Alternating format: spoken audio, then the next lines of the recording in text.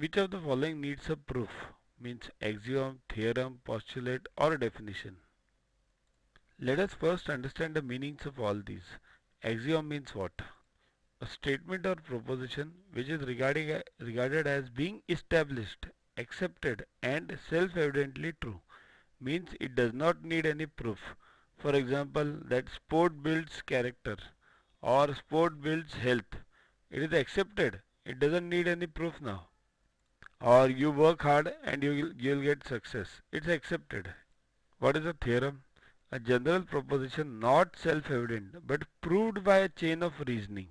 It means it is a proposition, it is not self-evident but proved. Proved means proof is needed. So the answer for this question is theorem. What is the postulate? It assumes the existence, fact or truth of something as a basis of reasoning. Means this postulate is taken as a base and based on that the reasons are given. So it itself doesn't need a proof.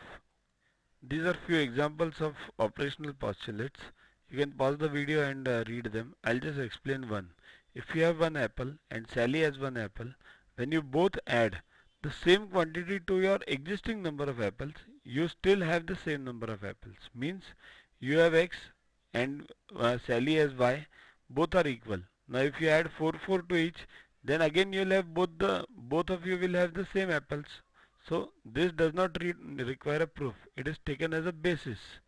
Okay. Similarly, you can read others also. Now, what is the definition? A statement of exact meaning of word, especially in the dictionary.